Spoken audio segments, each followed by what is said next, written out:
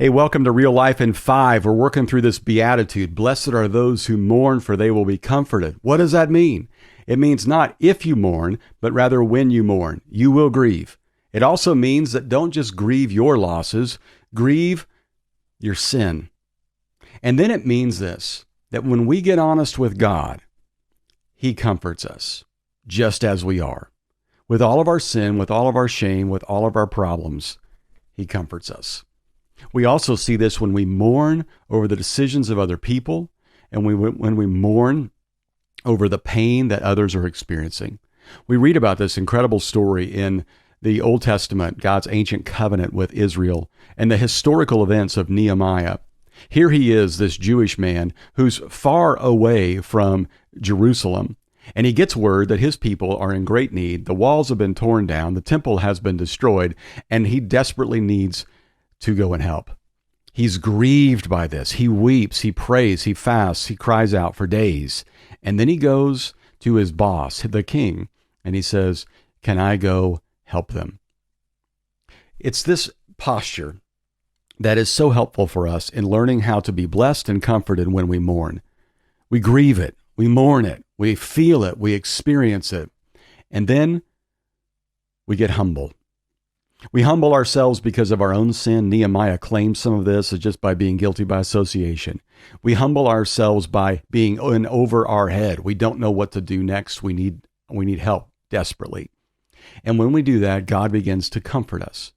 In this particular story, God comforts Nehemiah because the king gives him resources to go home and help his people. He says, "You can have indefinite time off, and I'm going to give you the resources you need and the papers you need for travel so that your passport will be accepted and you can get into Jerusalem and provide help."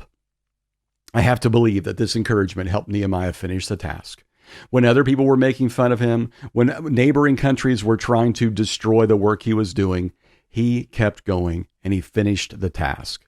It's an incredible story of leadership if you've never read the book of Nehemiah. But the story rings true for us today.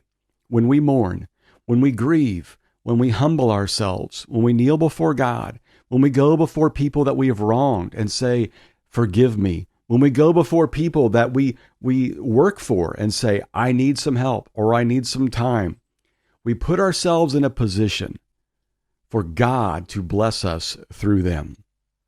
I think for many of us, the most difficult thing is to humble ourselves before other people.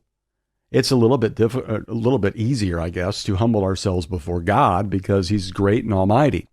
But to humble ourselves before other people, to go before them and say, "I need your help. I need your encouragement. I need your direction. I need your wisdom. I need your finances." It's difficult. But God says when we do it with a spirit of brokenness and humility and great need, when we're mourning, not only will we be comforted, but we'll be blessed. For many of us, it's not so much our own story of being the mourning one, even though we have that. For a lot of us, we're trying to comfort somebody else. Can I offer a word of encouragement as we wrap up this week? Sometimes God's way of comforting somebody else will be through you.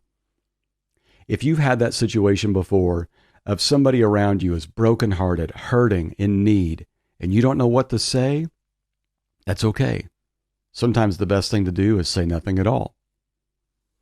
I remember being at this church in Kentucky, and I heard the story of a girl who was killed in a car accident.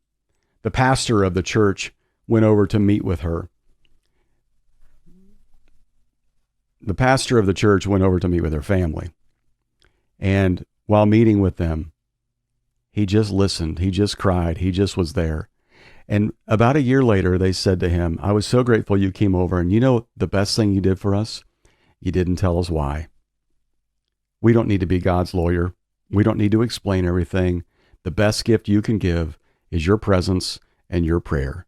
That's how we bless those who are mourning and we comfort them. God, I pray for those who are mourning right now, and I pray that you would bless them and you would comfort them.